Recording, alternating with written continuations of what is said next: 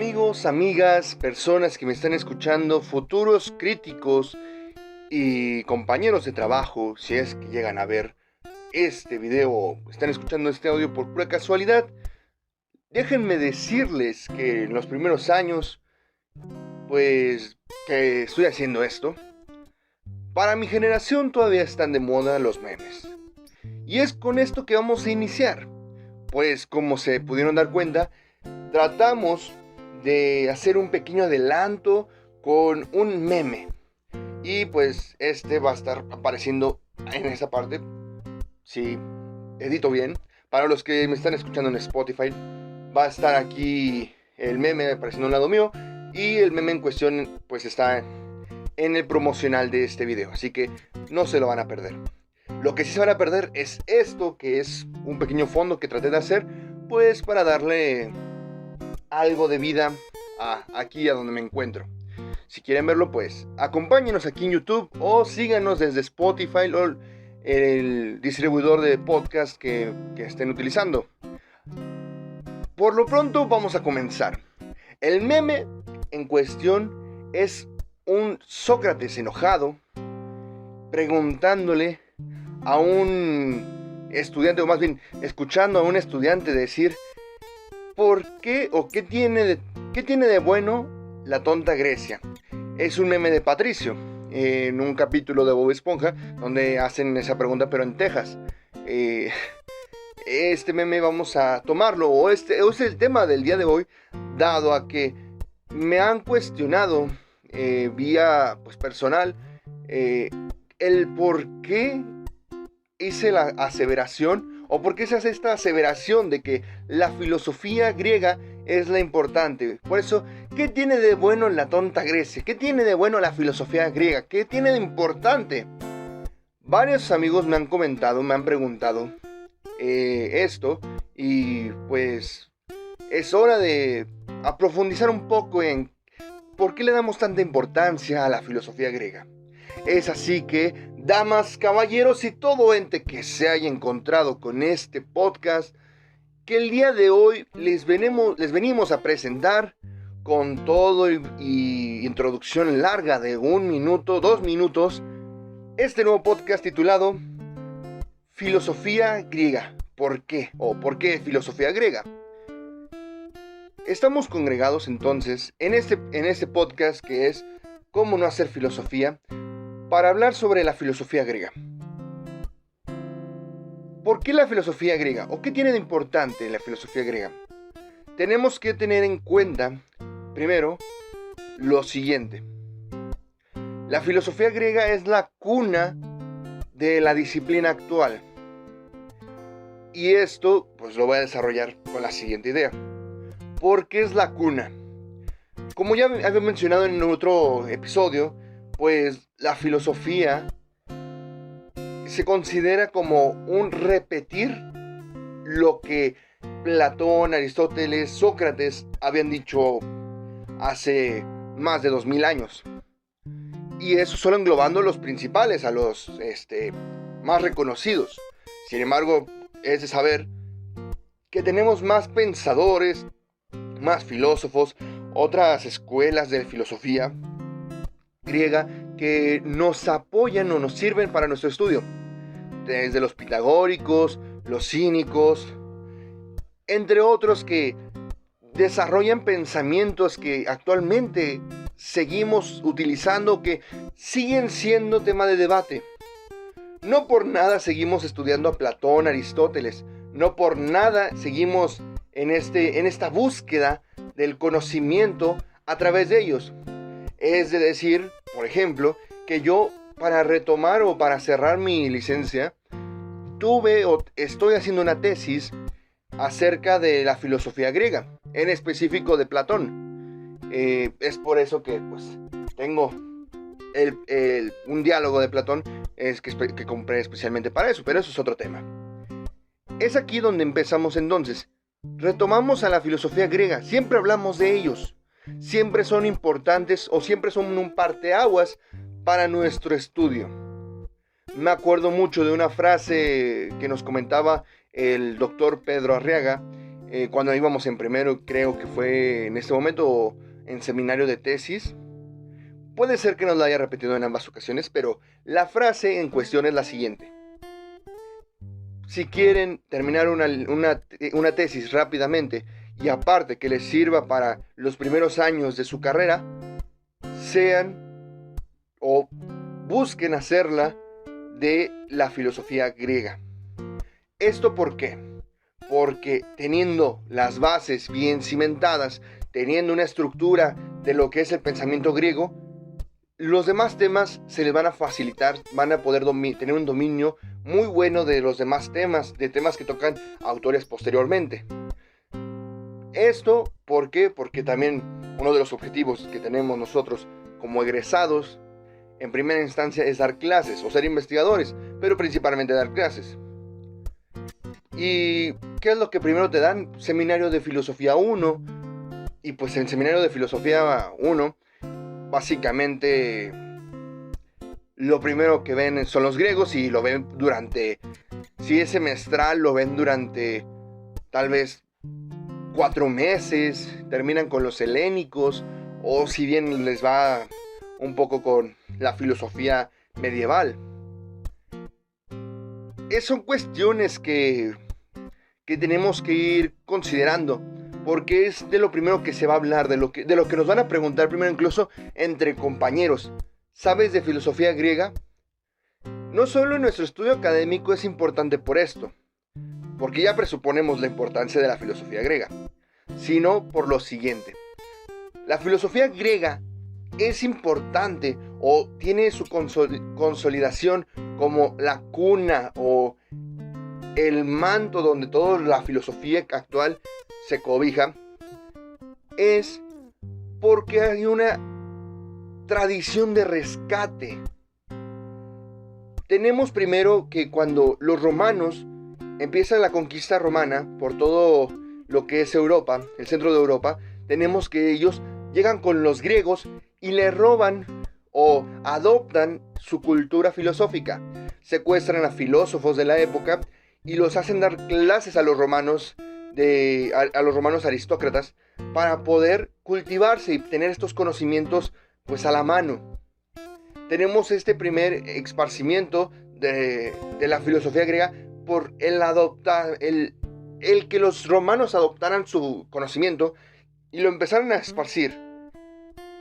Cuando cae Roma, incluso antes de la caída de Roma, se empiezan a perder muchos textos de Platón, de Aristóteles, de otros filósofos como Parménides, Protágoras, se empiezan a perder.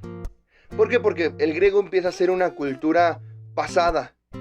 Ya, es algo que se asoció a los romanos, y los romanos deshicieron todo lo que no les gustó. Se empieza a perder ciertas características o ciertos escritos de los griegos.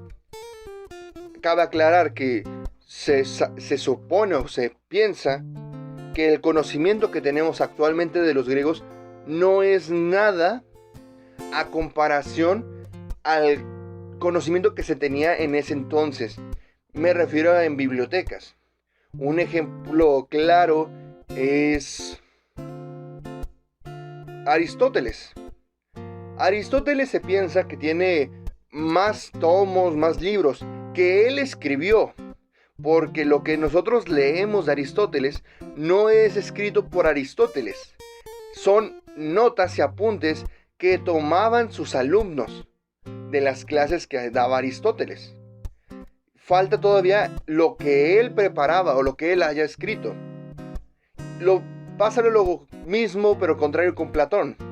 De Platón sí tenemos escritos de él, pero faltan las notas que hacen sus alumnos sobre las clases de Platón, porque recordemos que Platón pues inició la escuela peripatética, en la cual iban caminando mientras iban dialogando sobre los temas, porque para los griegos el caminar era el ejercicio de la mente. Así que no tenemos pues esos escritos que se consolidan en la teoría más teorizable o más estructurada de Platón. De Aristóteles sí tenemos esa teoría estructural porque fueron las notas que estaban haciendo los alumnos. de Platón no, tenemos los diálogos y tenemos que empezar a hacer un proceso más hermenéutico. Pero a lo que voy en este punto es de que no tenemos el total conocimiento que ellos poseían en su momento. Tenemos interpretaciones. Y con este punto de interpretaciones paso al otro gran, pues salvar a la cultura griega.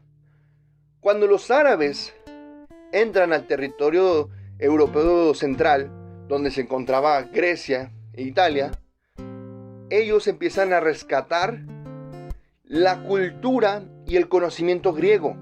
¿Por qué? Porque era algo asombroso, era algo nuevo, eran conocimientos que se podían aparte adaptar a la cultura árabe, tomando en cuenta que de hecho gran parte de las culturas religiosas de Medio Oriente y un poco de Europa Central parten de esta metafísica aristotélica, que pues ese es otro dato curioso que se abordará en otro momento, el por qué se llama metafísica, que pues, no tiene mucho sentido, ¿verdad?, de hacer un video dedicado a él, pero lo podemos meter en un video de datos curiosos.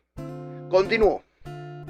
Tenemos este rescate por los árabes, pero en este primer rescate no hay una potencia o no hay un salvar a toda la filosofía griega.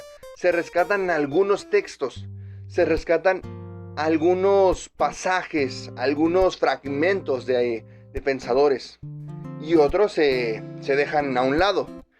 Avicena es uno de los que rescatan primeramente a Aristóteles, y él desarrolla y hace comentarios a Aristóteles que siguen durando hasta nuestros tiempos. Sin embargo, cuando empieza la Edad Media, los cristianos empiezan a censurar ciertas partes o ciertos pensamientos que van en contra del dogma cristiano. Esto no es nada malo. Como les comentaba, todos los que hacen el rescate hacen el rescate de lo que se puede adaptar y puede servir como justificación racional a su dogma o disciplina. Los romanos lo hicieron, los árabes lo hicieron, los cristianos lo hicieron. Todos hacen eso. Es un proceso interpretativo. Es entonces en que los medievales pues empiezan a rescatar ciertas cosas, pero no de todos. Rescatan principalmente de Platón, al tener un sistema que tiene un mayor parecido con lo que es la filosofía o el pensamiento cristiano, el pensamiento pues de Jesús y todo el dogma cristiano. Y empiezan a hacer este rescate de Platón por eso, porque el contenido les sirve, es bueno, y dejan a un lado a otros autores. En el caso de Aristóteles, pues fue apartado de tajo porque en ese cristianismo primitivo no se tenía una contemplación de Aristóteles como fundamento metafísico, hasta que llega el rescate de Santo Tomás de Aquino y rescata estos conceptos, metafísica, sustancia y demás, para amoldarlos de manera que pueden entrar en el dogma cristiano. Y es entonces cuando los cristianos aceptan a Aristóteles como filósofo, como pensador, porque se dan cuenta de que él sí no es un completo hereje. Él sí tiene cierto fundamento o puede ser adaptado. Otro dato curioso sería que Tomás de Aquino no es tanto un aristotélico. Esto lo vemos en la escuela. Tomás de Aquino no es un aristotélico de hueso colorado. Tomás de Aquino es más una persona que, no voy a decir roba, pero sí agarra los conceptos aristotélicos y los interpreta de su manera. Es lo único que podemos tratar de decir que es como aristotélico. Claro, tiene algunos razonamientos aristotélicos, pero por lo general toma conceptos aristotélicos y los define o promueve como cosas más en relación al cristianismo. En cambio, si vemos un poco más en su estructura teórica, nos damos cuenta que la mayor cantidad de peso está en un platonismo, por lo que ya había explicado un poco anterior. Así que esto es un dato curioso nada más. Lo metí para rellenar, sinceramente. Seguimos entonces que este es un rescate. Empezamos a ver pequeños rescates de la cultura griega. Pero, ¿por qué es importante la cultura griega? Porque esta tiene similitudes con muchas culturas. Es a donde voy. La cultura griega no es pura per se. No es cultura griega per se. No, el pensamiento griego no es pensamiento griego per se. Claro, hay cosas que son o se asemejan a la vida o son originarias de Grecia, pero en su mayoría son adaptaciones de otras culturas. Recordemos que grandes pensadores tenían el dinero para viajar y conocer parte del mundo antiguo, y adoptaban pensamientos, adoptaban reflexiones que después ellos desarrollarían en su cultura y en su momento griego. Tenemos a Platón y sus viajes, a Aristóteles y sus viajes, a Pitágoras también, que hacía muchos viajes, y que empiezan a adoptar pensamientos hindús, orientales, empiezan a adoptar gran cantidad de conocimiento externo y lo empiezan a moldar. Esto entonces es por eso que la filosofía griega tiene cierta importancia, porque tiene algo de cada cultura. Se robó un poco o tomó un poco de cada cultura para hacer una estructura. Pero, entonces, ¿qué la hace especial? Lo que hace especial a la cultura griega son la terminología. La terminología que se utilizaba, la estructuralización de ideas, el rigor académico que podemos llamar en este momento, es lo que hace a la filosofía griega especial. Un molde para adaptar pensamientos. No es un pensamiento, es un molde para adaptar pensamientos. Como tenemos la ética, tenemos la epistemología, la ontología, tenemos formas de razonamiento que buscamos amoldar. Cuando vemos a un filósofo actualmente, no llamamos su forma de ver el mundo, su forma de conocer, epistemología, su forma de ver el mundo, ontología, su forma de ver cuestiones trascendentales, metafísica, su forma de ver la moral, de ver cuestiones sobre el bien y el mal, ética, su forma de ver de apreciación de la belleza, la estética. Utilizamos moldes que nos ofreció la filosofía, que nos ofrecieron pensadores griegos, para poder acomodar estas estructuralizaciones. Los autores actuales son repetidores de la filosofía griega porque utilizan los moldes y conceptos a partir de esta misma. Cuando hablamos de moral, cuando hablamos de ética, cuando hablamos de estética, cuando hablamos del bien, del mal, de Dios, de metafísica, de la realidad, de cuestiones de la sustancia, accidentes, estamos utilizando conceptos griegos. Es por eso que la filosofía griega lo importante o lo que nos da un sustento teórico, por lo riguroso que era el pensamiento de este tiempo para poder categorizar de una manera muy exacta ciertas cuestiones, ciertas reflexiones. Y es a donde voy. La filosofía entonces, ¿qué es? Decíamos que es una forma de vida en un episodio anterior. ¿Y qué entonces es lo griego, el pensamiento griego? Es el molde en el cual adaptamos esos pensamientos, esas reflexiones, esos quehaceres, para tener una estructura y poder hablar un mismo lenguaje todos, o tratar de hablar un mismo lenguaje. Pero, si es entonces eso, porque hay otros tipos de pensadores o pensamientos. Perdón, excúsenme por trabarme. ¿Por qué hay este tipo de diferencias? ¿Por qué, aunque se haya adoptado algunos pensamientos, por qué aunque hayamos robado, entre comillas, bueno, tal vez sí, sin comillas, ciertas formas de reflexión de algunos, de otros lugares que no fueron Grecia ni Europa, ¿por qué ellos no son filosofía? ¿Por qué no pueden entrar en este molde? Por dos sencillas razones. La primera, no hay compatibilidad en conceptos. Cuando ponemos un pensador griego contra un pensador oriental o un pensador pues prehispánico, encontramos que no hay esta compatibilidad, que utilizan otra terminología, que utilizan otra forma de llamar a las cosas, de llamar, incluso pueden ser lo mismo, pero utilizan otra interpretación y le dan su propia categorización.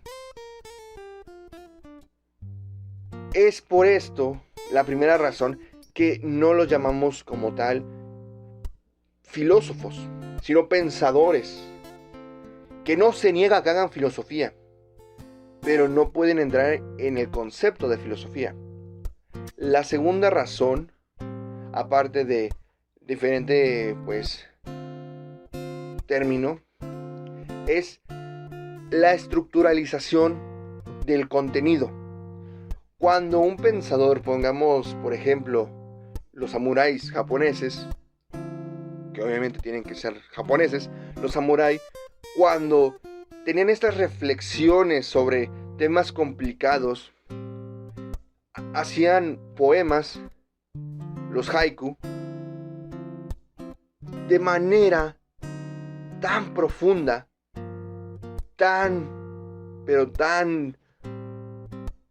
una manera tan asombrosa de ver esta problemática de la muerte, la guerra, la paz, que la trataban de resumir en 3 líneas. Y no era de que se sentaban un ratito, era de que se ponían a reflexionar una semana, 2 días, 3 días, dependiendo de la complejidad del tema. Pero aún así, podían llegar a conclusiones tan profundas que te podrías quedar así de, ¿y por qué esto no es filosofía? Por lo mismo, son resultados.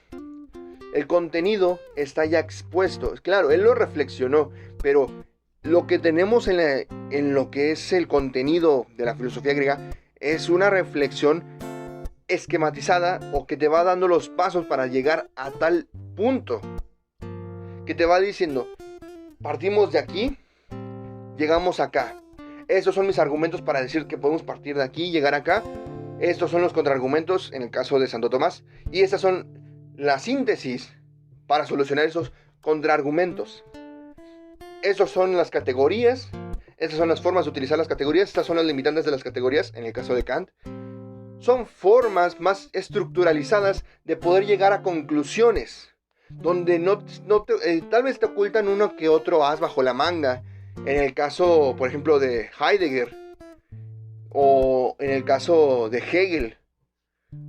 Pero por lo general, la estructuralización del tema o de la teoría va paso por paso para que puedas llegar a donde el autor quiere llegar, a la reflexión que quiere llegar. Cuando Platón dice que ese mundo es imperfecto y hay un mundo más allá, tiene que existir un mundo más allá, no solo lo dice, no solo lo evoca, sino que te da justificaciones y un razonamiento esquematizado para poder llegar allá, para poder establecer que es posible la existencia de un mundo más perfecto, que supera al nuestro, y que a ese debemos apuntar. ¿Por qué? Porque también te dice por qué el hombre debe apuntar a esa perfección. Esas son las dos diferencias principales que yo, como estudiante, encuentro. El desarrollo de conceptos y el desarrollo esquemático de la teoría. Claro, son pensadores magníficos. Han habido reflexiones magníficas y no se les niega que hagan filosofía o que hagan una reflexión filosófica. Tenemos el caso de Sor Juana Inés de la Cruz, como ya mencionaba en algún momento anterior. Sor Juana Inés de la Cruz es una autora novohispana que tiene una reflexión maravillosa en el poema Primero Sueño. Una reflexión en la cual nos habla sobre el recorrido que hace, el camino que tiene que tomar el alma para conocer, para llegar a la verdad, para quitarse ese peso de la ignorancia. Muy metafórico, como la buena Sor Juana se lo merece, pero con un pensamiento, una forma de ver la descripción epistemológica del ser humano. Nos recuerda mucho a Platón. Y no digo que no haya ella leído a Platón y que haya introducido ideas de ella. Claro, es lo que pasa en la filosofía. Leemos un autor, si nos gusta, lo seguimos leyendo y cuando hay algo que nos disgusta o que queremos aportar algo más, se lo sumamos y eso no está mal. O si no nos gusta de plano, pues tratamos de combatirlo y decir por qué no es posible esto. Es lo mismo que ella hace. Sin embargo, es un poema. Sus escritos son poemas. No hay una justificación o una estructuralización teórica que nos diga cómo es que llega a esas conclusiones. Aún así, vemos magnífica la forma en la que ella relaciona el intelecto humano con la luz y la oscuridad. La opresión con la oscuridad y la luz con conocer. Esta forma de copiar las ideas, esta forma de adquirirlas, esta forma de interpretación es magnífica, no se le niega. Aún así, es incorrecto llamarla filósofa a ella, por la estructuralización, porque en la filosofía ni siquiera había llegado a México como tal. Cuando llega la filosofía como tal a México, es a mediados de la década pasada, del siglo pasado, donde ya hay una aceptación académica de la filosofía. Y aún así tenemos pensadores mexicanos, colombianos, tenemos pensadores en toda Latinoamérica que deberían llamarse filósofos. Aún así, sería incorrecto dado los problemas que he mencionado, además de la academización actual.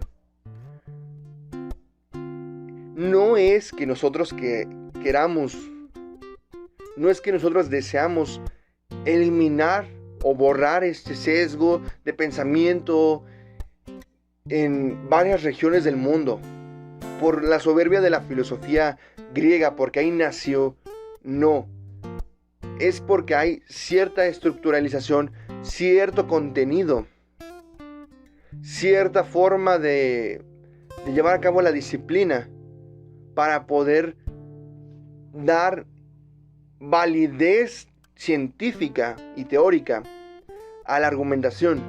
Claro, yo puedo pasarme 20 años pensando, reflexionando un tema y tener una construcción teórica en mi mente maravillosa.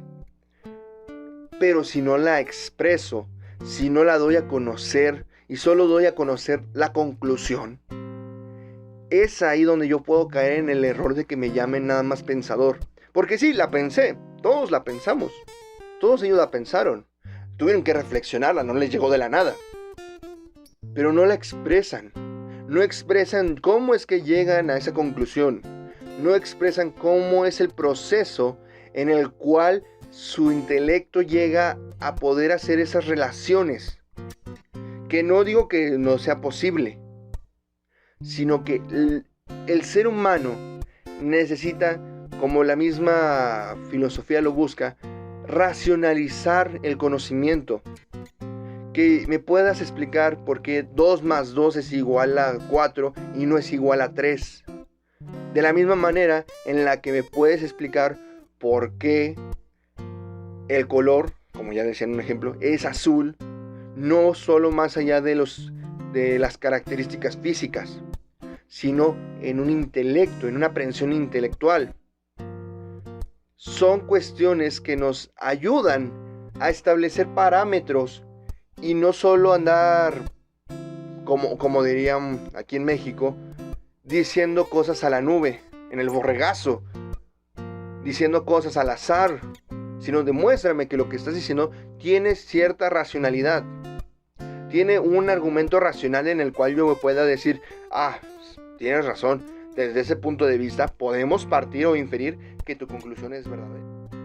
O sabes qué, yo pienso que eso está mal, que esta parte está mal y te voy a demostrar el por qué. O esta parte puede ser mejorada y yo la voy a mejorar. O te faltó esto, aquello, cosas así. Por eso yo recomiendo, y tratando de entrar ya en estas conclusiones, que cuando hablamos de filosofía y cuando se haga esta aseveración de que la filosofía actual es filosofía griega y que si no entra en este campo de definición, pues llamémoslo mejor pensadores, para no entrar en cuestiones de sensibilidad en cuanto a descarte de reflexiones, formas de pensar de algunas personas, es más conveniente que adoptemos la postura de que es solo un concepto, de que cuando hablamos de filosofía griega partimos de que es un concepto nada más, que es un punto de apoyo, que es algo que nos ayuda a establecer cosas nada más. Que hay filosofía de otros tipos, las hay, pero no hay que tomarnos a pecho o a gran escala en una problemática de este nivel. Pero sí, su respeto merecen las personas o pensadores que han existido a lo largo de nuestra vida. Sin embargo, el vivir preocupados o segmentados sobre qué es la filosofía y qué no es filosofía, nos va a agobiar en nuestro viaje, pues, nuestro viaje filosófico. Nos va a impedir disfrutar cada cosa que leamos, cada pensador que busquemos aprender de él. Vamos a empezar a catalogar y empezar a decir, esto no es filosofía, esto sí es filosofía. En vez de disfrutar y empezar a adoptar cosas y empezar a hacer propia reflexión, vamos a vivir destinados o encausados a criticar y no gozar la filosofía. Por eso yo les recomiendo que no hay que preocuparnos por eso. Hay que leer, ya sea desde un filósofo reconocido o hasta el chiste literario que a veces se hace con Paulo Coelho.